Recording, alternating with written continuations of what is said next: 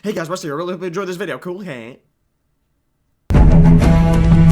Hey guys, Rusty over here, and today I'm going to bring you a guide on how to get Baa'l for the waste of time. Now, you do need Una, which I do have a separate guide in my video for. You can go check that out. Now, if you are doing this on Horde, try and do this on a stealth character, as most of these pebbles are in Alliance territory. Now, the first place you want to go, head over to the Heart of Darkness on this bridge, as you can map there. Go over, and on the left side of the map, basically you want a goblin glider right onto there, and you can click that conspicuous no, or conspicuous no, whatever the fuck it's called. Go ahead and read that. By the way, I know the maps are short there, just pause it if you need to. Again, next one, head over to the Broken Shore. This is in Drakthul's Hideout. This is where the Kazumath secret started. Click on that little pebble next to that orb, and you're going to get some dialogue. Now, every other orb until the last one won't have any other dialogue.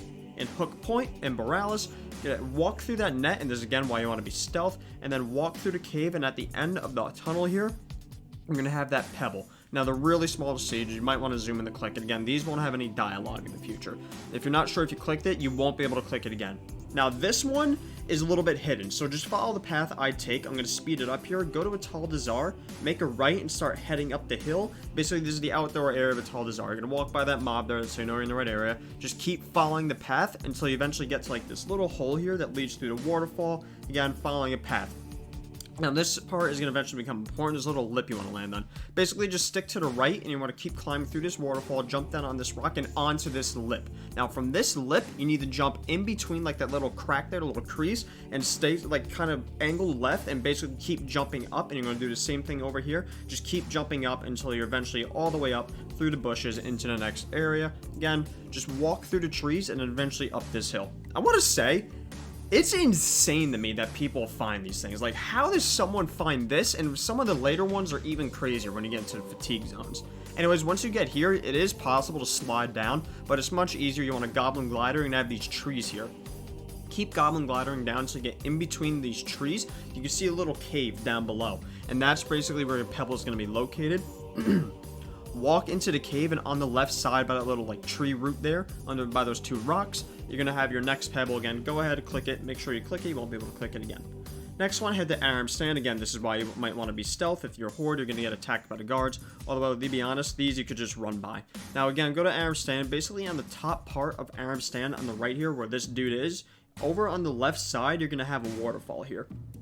Now, from here, jump down. Be careful. The only reason I didn't die from fall damage here is I'm a druid in cat form.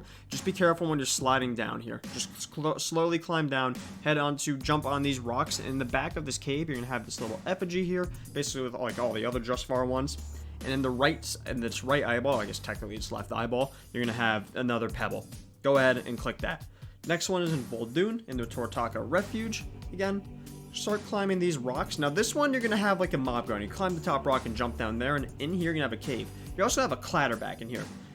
Don't aggro him. By the way, there's the pebble right there in between those rocks. Now, I thought like, hey, I'm just going to go kill this dude. Listen, don't do it. Don't do it. No, it's not a good time. Anyways, next one, head to Stormsong Valley, and on this top island here, you want to climb these rocks. There's multiple entrances here. This is the easiest one to get to. Climb these rocks. There's going to be some mobs in here. They'll be fine, though. It's just outdoor mobs because, you know, no mobs possess danger in this world anymore. Anyways, keep falling through the cave until you see this cart in the back here. On the top right of the cart, you're going to have your next pebble. Simple enough. Move on to the next one. This one is your first difficult one, kind of. Head to where I am, the Necropolis, and basically you want a water walking mount, and you want to keep going straight out. Now, this one is kind of difficult to articulate and show you, so I'm just going to leave the coordinates down below that you could use with the coordinate tracking add-on like TomTom. Now, before you do this, you want to make sure you have a few dark water potions with you. You can see there, or anything that increases your swim speed, like the Underlight Angler. I forgot the name of the feast, but there's food that increases your swim speed. Again, go here until you get to the coordinates that I'll, again, leave in the description down below, and swim straight down, pop your dark water potion, anything that increases your swim speed. Now, you're going to see down below here, there's going to be a ship you want. And again, you are in the fatigue zone. So if you don't get here in time, you're going to die of fatigue. This is, again, why you want those dark water potions or anything that increases your swim speed. As a druid, I have travel form as well as wild charge. Now, on the back of the ship, where that skull is the pebble is the second one on the left. You can see there. Now, if you do take damage, it will interrupt it, but that's fine. You can still click it even if you're taking damage from fatigue. And then eventually, you will just die of fatigue. You will have to take rest sickness. Now, this one is in Borealis, the Proudmoore Keep in the maze. And this is, again, another main. By the way, you stay to the left and then make a right until you get to that cave here. You're going to go down into the basement where there's these off-duty cadets. Kill them off real quick if you're Horde. And this is why you want to be a stealth class if you're Horde, so you don't aggro the guards. It's possible to do it with, like, invis pots and all that shit, but it's much easier to do it if you are a stealth class, obviously. So kill off the cadets if you have to. And in between that barrel and the box, you're going to have your next pebble. Go ahead, click it. Done. Simple. Moving on. Next one is over in Drusvar, basically on the top left island. You want to climb up here to where I am, where those sentinels are, and then hug these rocks and jump on the right. Now from here, jump across there. If you see where I put my mouse marker there, if you land between, like, basically where the vagina is, you're just going to slide down and you're going to fall off. You have to do it again. Keep jumping down so you get to this cave here, and then it's not actually necessarily inside the cave. It's on top of that rock right there is going to be your pebble. Click it, simple enough, just gotta do some jumping skills. Now this one, you're gonna head over to the Hunter's Lodge, Kenning's Lodge. Now you wanna, these rocks are a little finicky here, you wanna go where I am, but just kinda stick to the left. You wanna keep climbing all the way up so you get to, like, that little glacial area, the avalanche area. Basically looks like the snow fell. And you want to keep climbing up. Now, you're going to notice that I'm in spirit form, and this will become important later. You'll see why. There's some danger boys in there, okay? It gets a little dangerous. Anyways, keep climbing the top of this glacial area until you get to the very top, and hidden among these trees, you're going to have a secret cave. Now, there's nothing in the cave. Nothing poses a threat. At least you think that, right? So what you're going to want to do, head into the back of the cave, and over on the left, under, like, the little meat there, you could kind of see the pebble. It's right there.